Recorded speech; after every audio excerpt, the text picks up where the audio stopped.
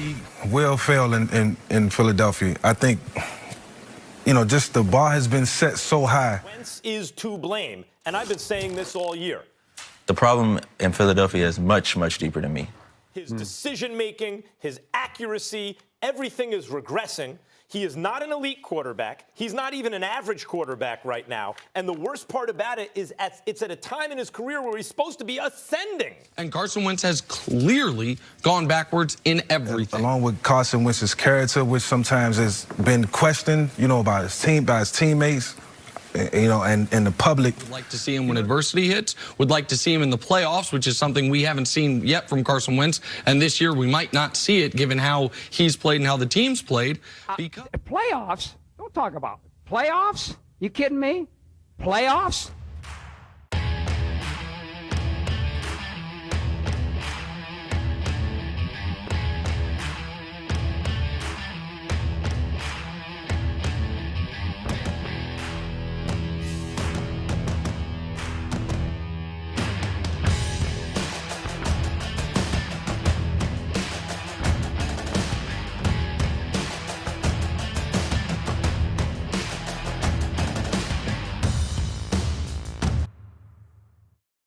And that means playoffs. We got the Eagles. We got the Sixers. Philly talk. What is going on, everybody? I go by Philly Mike, and this is Philly Talk. For those who are new to the channel, love talking Eagles football, playoff football, or Sixers basketball, go right ahead and hit that subscribe button. And if you never want to miss another one of these videos, click that little bell by the subscribe button for post notifications. Now, if you've been rocking with me since day one, old subscriber, new subscriber, but you want to help this channel grow, hit that like button. What that does is it lets YouTube know that we out here doing this. It pushes the content to bring other Philly fans, whether it be Eagle fans or Sixers fans, to this community. So if you like this video, hit it a thumbs up. I greatly appreciate it. Now let's jump right into it. Let's start this off by saying the NFL playoffs are finally here. The Philadelphia Eagles play the last game of this playoff weekend's matchup, which to me is great because of all the key injuries we have to figure out this week. Playing Saturday, losing a day would to me be detrimental to the team, but because we got that extra day, that could be the difference of Zach Ertz, Lane Johnson going from questionable to playing come game time. But we got to wait and see. Now, guys like Miles Sanders and Avonte Maddox, they're banged up, but they're going to give it a go. They are going to play this game, and I respect them for that. Playoff times, it's a different animal. But a guy like Nelson Aguilar is again out.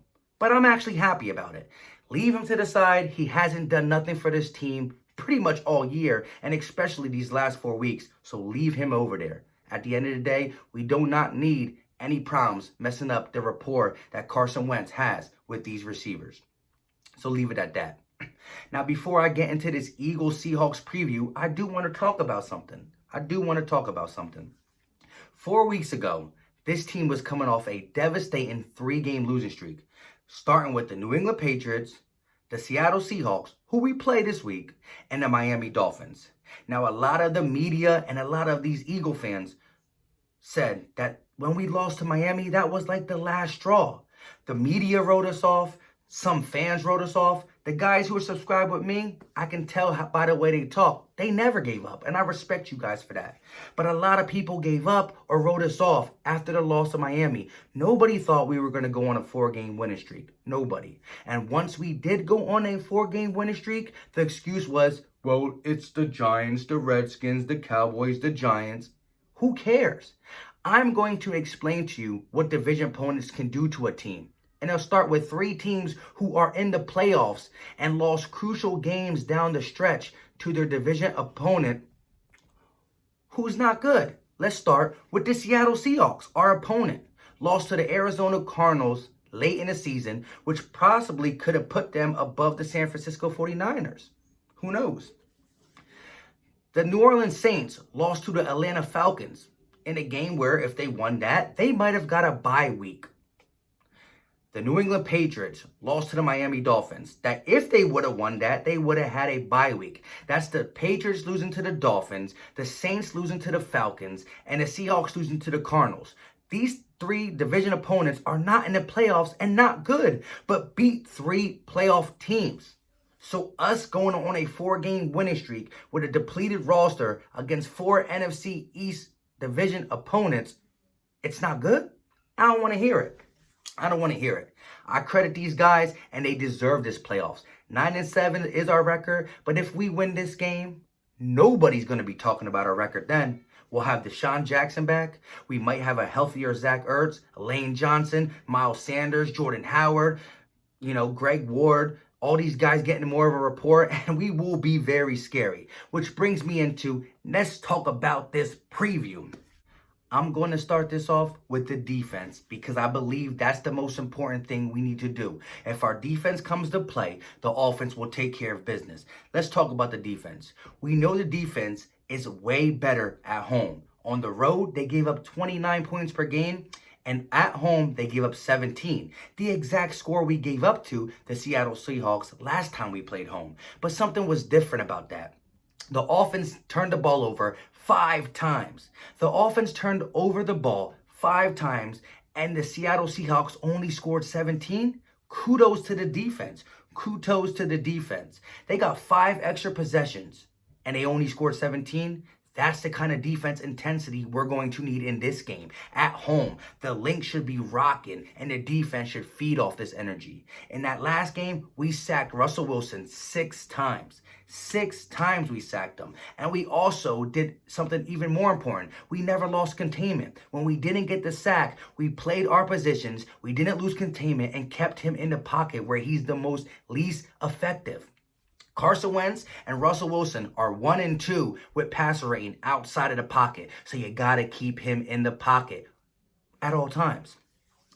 When we played them last time, they had Chris Carson's and Rashad Penny. Now they're coming with Marshawn Lynch and some guy that I don't even know. With that being said, the Seattle Seahawks love to run the ball.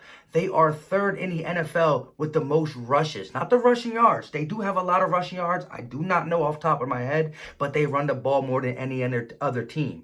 I'm not sure if they're going to continue that against a stout rush defense like the Philadelphia Eagles, going into it with runner backs that they didn't have early in the season. But if they try to pass on us, that's what might get us. Now, Sidney Jones, Crevion LeBlanc, Rasul Douglas played decent last week against the Giants. Who knows how healthy Jalen Mills is? He might play.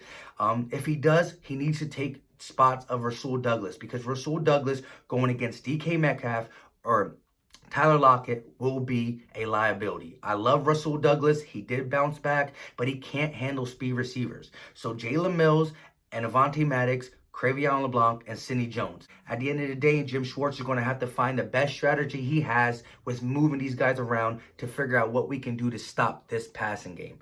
They do got speed out there, and so the defense got to do a couple things. 1, you got to shore up coverage because we should not be afraid of Marshawn Lynch running on us. We just played Ezekiel Elliott and Saquon Barkley and did a great job against them. Now, we need our D-line to do what it did the last time we played him with 6 sacks. Maybe not 6 sacks in itself, but we need to keep containment, get at Russell Wilson, and not allow him to get outside the pocket. It's as simple as that. Malcolm Jenkins did spy Russell Wilson a lot last time, and I believe he'll do it again. Now, let's flip it over to the offense. It starts with playing a mistake-free, clean game. Carson Wentz had 4 turnovers last time we played him, 2 interceptions and 2 fumbles. Dallas Goedert had the other turnover with a fumble. The whole team as a unit needs to play a clean and mistake-free game. Carson Wentz has been doing that these last 4 weeks. He's been playing good, and we need him to stay at that level. Carry this team like he's been doing. Now, we have been getting better with not being too pass heavy in balance and run and pass. And we got to continue that. If you have a balanced attack, run and pass, it slows down the pass rush. People like Jadeveon Clowney can't just get up the field on our injured right side of the offensive line because he has to respect the run. With no Lane Johnson and no Brandon Brooks, possibly no Lane Johnson, it's crucial that we help Matt Pryor and Vitae out by run, pass, run, pass. And the Seattle Seahawks allow 117 yards on the ground, 4.9 yards per carry. So Boston Scott, Miles Sanders, maybe Jordan Howard, maybe Elijah Holyfield, they have to run the ball effectively, which I believe they can. Now, the other key thing is we have to try to stretch the field. Seattle Seahawks secondary is like 29th in the NFL last I checked. We have to stretch the field like we tried against the Giants. Rob Davis, a big pass, came back with a flag, but he caught it, and we attempted. That is what we need to do. Deontay Burnett, a 40-yard pass, caught it. That is what we need to do. And when we're not doing big plays by our receivers, we just got to keep the up-tempo moving. Roll Carson out the pocket, because like I said, Russell Wilson, Carson Wentz number 1, Russell number 2, in out the pocket passes for passer rating. So we got to do it. They're probably going to try to keep us in, but we have to get outside the pocket, roll them out, bootleg them out, play action, and that's all goes off the run game. Now, like I said, not only do we want to take shots to the receivers, but the Seattle Seahawks are 31st, yes, 31st in the NFL against tight ends, and the Eagles' offense flows through the tight end. If Zach Ertz can play, great, but if he can't, Dallas Goedert and Josh Perkins should be able to eat this game. Carson Wentz should be able to really rally these troops and have a great offensive performance. I'm hoping and I'm looking to see the most yards we had in 4 weeks this game in the playoffs to put the league on notice that the offense is getting going with the up-tempo, the young boys, the bootlegs. It's going in the right direction. Now, I do want to caution us. The Seattle Seahawks defense in the pass game, although they got playmakers over there, they're not that good. They allow a lot of yards, rushing, passing, all that. But where the Seattle Seahawks are one of the best defense is with takeaways. They are third, yes, third in the NFL with 32 takeaways. So they do allow you to go down the field, but right when you think you're about to score, boom, a fumble. Boom, an interception. So that's why I said it is very important. It's imperative that we play a clean game. If we would have played a clean game the last time, we take 3 or 4 of them 5 turnovers away, we probably win the game. It's as simple as that.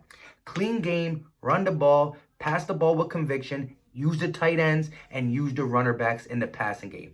With all that being said, I believe we can win this game. We are underdogs. We are always underdogs. But I believe we're going to fight and win this game. With all that being said, it is prediction time.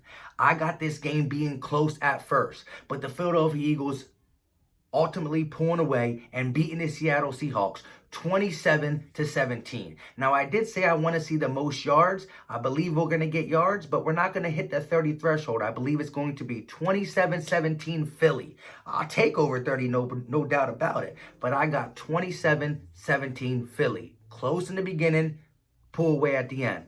With all that being said, thank you guys for watching. If you like this video, give me a like. It really helps me out. And leave me a comment. Let me know what you think about this video. Let me know what you think about the matchup when it comes to the Philadelphia Eagles versus the Seattle Seahawks. What's your score prediction? What is your key to victory on offense or defense? Let me know all that in the comment section because you guys are the best subscribers on YouTube. I love you guys to death and I love your opinions. So let me know in the comment section.